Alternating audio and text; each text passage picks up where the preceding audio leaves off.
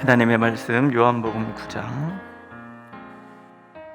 9장 29절에서부터 41절까지, 요한복음 9장 29절에서 41절까지 한 목소리로 읽겠습니다. 29절.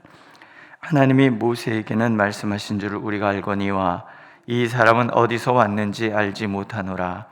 그 사람이 대답하여 이르되 이상하다. 이 사람이 내 눈을 뜨게 하였으되 당신들은 그가 어디서 왔는지 알지 못하는도다.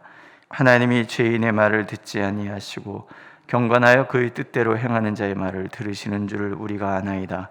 창세 입으로 맹인으로 난 자의 눈을 뜨게 하였다함을 듣지 못하였으니 이 사람이 하나님께로부터 오지 아니하였으면 아무 일도 할 수 없으리이다.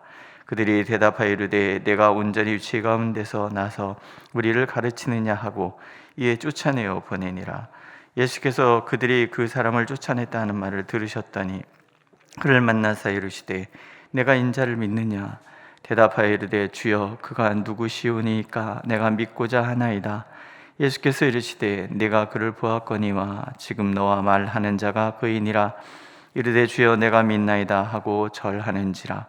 예수께서 이르시되 내가 심판하러 이 세상에 왔으니 보지 못하는 자들은 보게 하고 보는 자들은 맹인이 되게 하려 함이라 하시니 바리새인 중에 예수와 함께 있던 자들이 이 말씀을 듣고 이르되 우리도 맹인인가? 예수께서 이르시되 너희가 맹인이 되었더라면 죄가 없으려니와 본다가 하니 너희 죄가 그대로 있느니라. 아멘.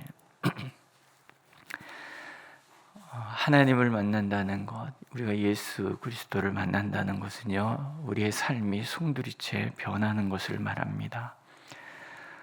그럴 수밖에 없는 것이 유한한 인간이 영원한 하나님을 만나는 그 순간 하나님의 영원하심이 우리 안에 침투해 들어오시고 그 결과 하나님을 만난 사람은 육신의 그 제한적인 경험 또는 그 유한함을 뛰어넘어서 영원하신 하나님의 세계로 나가는 거예요. 땅에서 하늘만 보던 사람이 이제는 하나님의 그 시각으로 땅의 모든 문제를 해석해내는 그런 사람으로 변하는 거죠. 그래서 대표적인 지혜신 시편 119편에는 이런 구절이 나옵니다. 내가 주의 증거들 늘 읊조림으로 나의 명철함이 나의 모든 스승보다 나으며 주의 법도들을 지킴으로 나의 명철함이 노인보다 나으니이다. 땅에 속한 사람들 중에서 오랜 그 삶의 경륜을 가지신 분보다 지혜로운 사람이 어디 있겠습니까? 그러나 땅에서 가장 지혜로운 사람이라 할지라도 하나님 입장에서 보면 하늘 아래에 있는 사람들이잖아요. 그 땅에 있는 사람이 하나님과 깊은 교제를 나누게 되면 그 말씀의 뜻을 헤아리고 그 뜻 안에 머물게 되면 이 세상의 어떤 지혜자보다도 뛰어나다라는 그런 시적인 표현인 거죠. 그만큼 하나님을 만난 사람은 이 세상이 알 수 없는 깊은 지혜 가운데 머물게 되는 거죠. 그래서 기도를 많이 하시는 분들, 하나님의 말씀을 깊이 묵상하는 분들을 이렇게 보면 지혜롭잖아요.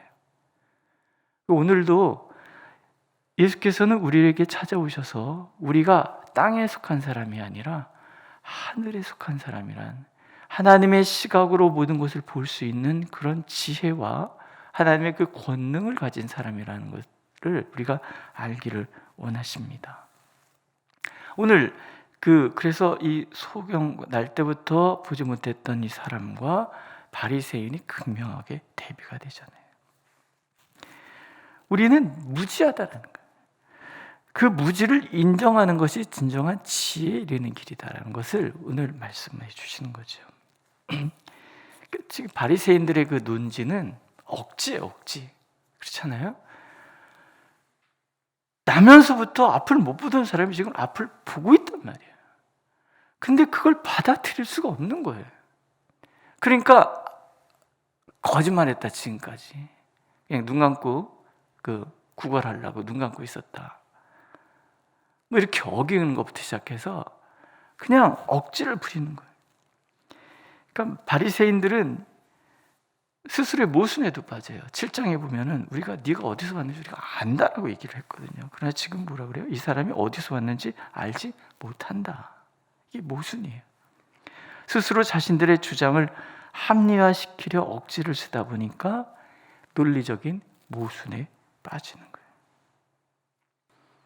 근데 사실은 이게 맞는 말이잖아요. 이들은 예수님이 누군지를 모르는 거예요. 하나님께서 보내신 하나님의 아드님이라는 것을 알지 못하는 거예요. 스스로 자신들의 그 완고함, 자신들의 세계에 갇혀버려서 예수님을 이단이라고 거부하고 싶었기 때문에 눈앞에 하나님의 놀라운 표적이 나타났음에도 불구하고 안 믿는 거예요. 이게 어리석음이고 이게 소경이라는 거죠. 근데 반면에 소경의 말을 우리가 잘 들어보세요. 이렇게 얘기해. 거침이 없어요. 이상하다. 이 사람이 내 눈을 뜨게 하였으되 당신들은 그가 어디서 왔는지 알지 못하는도다. 생각해봐라. 하나님이 죄인의 말을 듣지 아니하시고 경건하여 그 뜻대로 행하는 자 말을 들으신 우리가 알지 않느냐. 또 창세 이후로 맹인으로 난 자의 눈을 뜨게 한다는 것은 나는 듣지 못했다. 그렇다면 결론은 뭐냐? 이분은 어디서 왔겠느냐? 하나님이 보내신 하나님의 아들, 적어도 하나님이 보내신 선지자가 아니냐? 이 사람이 하나님께로부터 오지 아니었으면 아무 일도 할 수 없으리라. 모든 걸 다 안다고 생각했던 바리새인들은 꽉 막혀서 아무것도 모르는데, 아무것도 모른다고 생각했던 이 사람이 논리정연하게 예수께서 어디서 왔는지를 지금 증명해 가고 있잖아요. 어떤 느낌이 드십니까? 율법에 대해서 한 연구는 바리새인들이 훨씬 열심히, 지금도 이스라엘에 가면 하루 종일 율법만 읽는 사람들이 한 무리가 있대요. 제 아내가 그 성지순례 가서 이제 그 사람들한테 물어본 거예요. 그 율법만 열심히 읽는 그 남자를 남편으로 둔 아내 사는 게 어떠세요? 이렇게 물어봤대요. 우리 백하영 씨 오지랖에 좀 넓잖아요. 물어본 거예요. 사는 게 어떠세요? 이렇게 이제 물어봤대요. 그랬더니 너무 힘들어요. 남편이 돈벌이는 안 하고 성경만 읽는다고 열심히 읽고 있으니까 가난하게 이제 아내가 일해서 사는 거예요. 그 집은 그러고 사는 거예요. 당시에도 마찬가지. 바리새인들은 하루 종일 율법만 읽고 그것 지키는데 삶을 쏟는 거예요. 그런데 꽉 막힌 거예요. 소경은 앞도 지금까지 점자책이 있습니까? 뭐가 있습니까? 그냥 사람들에게 이야기를 듣고 묵상하고 생각했던 이런 사람들인 거죠. 이 사람인들, 나는 왜 태어날 때부터 이렇게 앞을 못 봐서 내 인생은 이렇게 꿀꿀할까? 이런 생각 안 해봤겠습니까? 그런데 그 깊은 고민과 묵상 속에 예수님을 만나고 이 삶 자체가 송두리째 번하잖아요. 그리고 이 사람이 얻은 결론은 뭐예요? 예수는 하나님의 아들이다. 이 결론에 어디가는 거예요? 이 소경의 모습은 조목조목 유대인들의 말을 반박해 가셨던 예수님과 너무나 똑같아요. 그런 거잖아요. 예수님을 만난 사람은 예수님 같아져 가는 거죠. 오늘 묵도성구에서 읽었던 갈라디아서 말씀처럼 예수 그리스도와 함께 십자가의 정과 욕심에 사로잡혀 있던 육적인 나는 다 못 박혀버리고 이제는 하나님의 그 영원하심 속에 그분과 교제하는 그런 사람이 되는 거예요. 그 유한함을 뛰어넘는 순간에 우리는 예수님을 닮는 거죠. 이 소경이 예수님을 닮아가는 거예요. 예수님처럼 지혜롭고 분명히 예수께서 하나님의 아들심을 알고 하나님 보내신 것을 분명히 믿고 그렇게 살아가는 거지. 예수께서 제자들에게 그런 얘기 하시잖아요. 사람들이 너희를 배신하고 너희를 모함하고 고발해서 너희들이 재판정에 서는 날이 있을 것이다. 그러나 두려워하지 마라. 그때 마땅히 할 말을 성령이 너에게 가르치실 것이다. 오늘도 기도하는 사람, 예수 그리스도를 나의 구주로 영접하고 그분의 뜻을 깊이 묵상하고 그분의 뜻을 따라가는 사람들은 때마다 시마다 성령께서 가르쳐 주시고 올바른 길을 선택할 수 있게 해주시고 그 길을 인도해 가셔서 세상의 그 누구보다도, 세상의 어떤 지혜자보다도 지혜로운 삶을 살아가도록 하나님이 만들어 주시는 거죠. 믿으십니까? 대답이 궁한 바리새인들이 또 억지를 부리잖아요. 네가 온전히 죄가 없는 데서 나서 우리를 가르치네. 아직도 지네들이 뭘 다 안다고 생각해요. 이 교만이라는 것은요, 끝이 없는 것 같아요. 어리석음도 끝이 없고요. 자신들이 누군지조차 모른다는 것, 자신들이 볼 수 없다는 것, 그럴 것 때문에 자신들이 죄인이라는 것을 도무지 받아들이지 않아요. 스스로 의인이라고 생각하기 때문에. 우리 공자님도 그런 얘기 했잖아요. 아는 것을 안다고 하고 모르는 것을 모른다고 하는 것이보다 아는 것이다.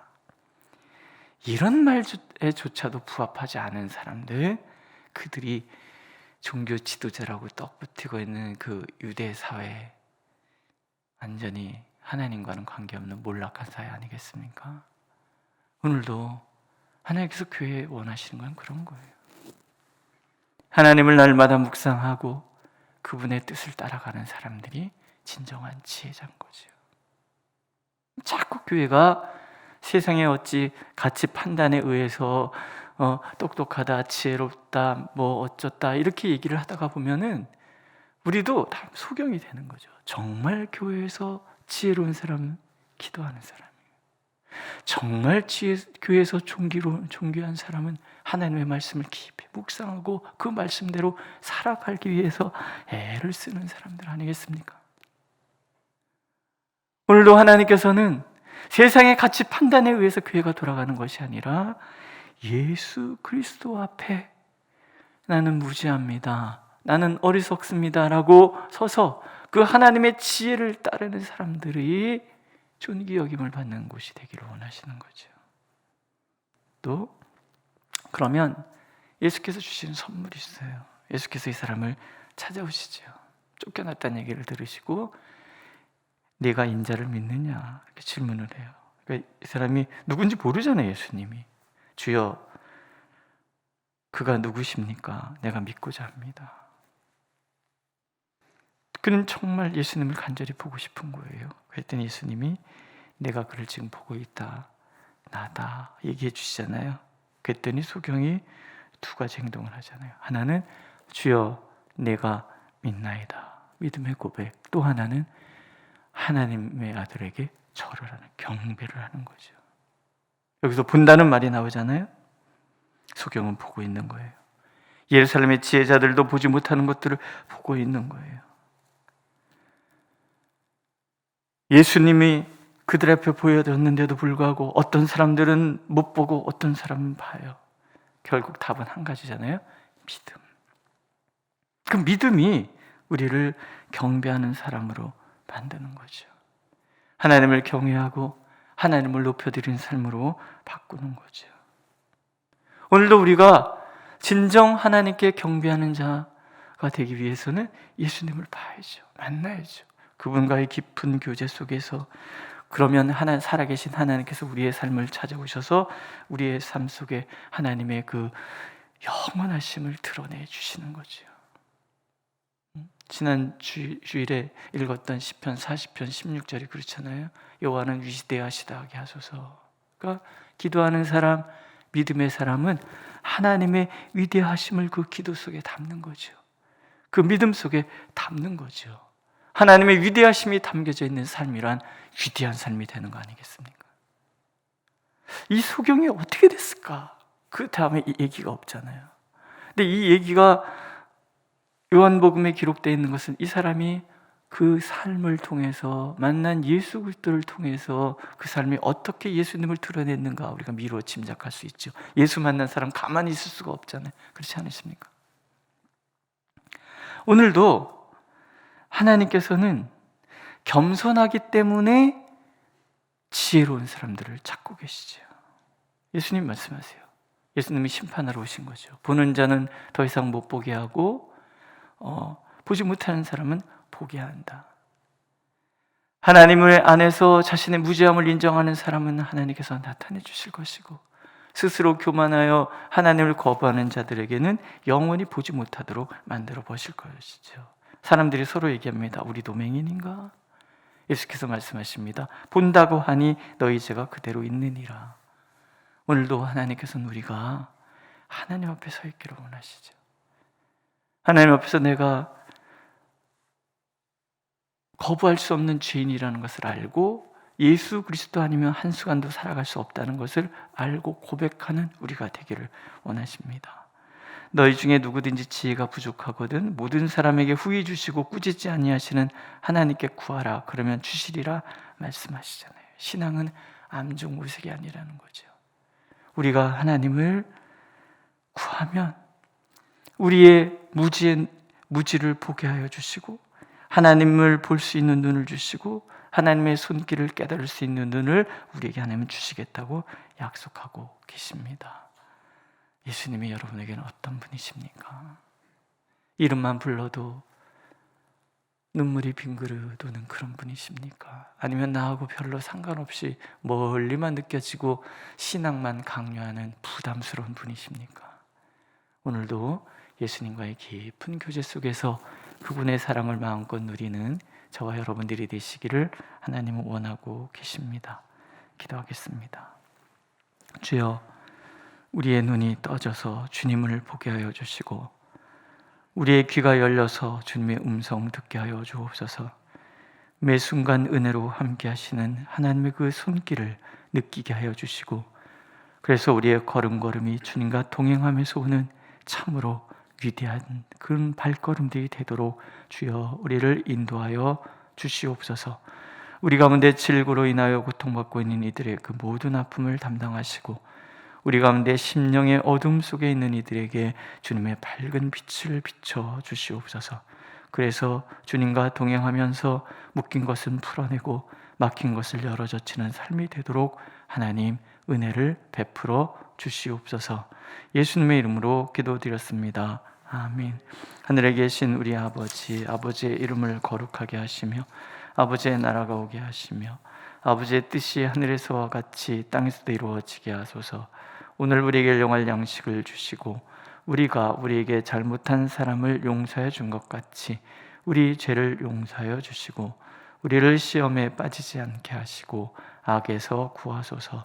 나라와 권능과 영광이 영원히 아버지의 것입니다.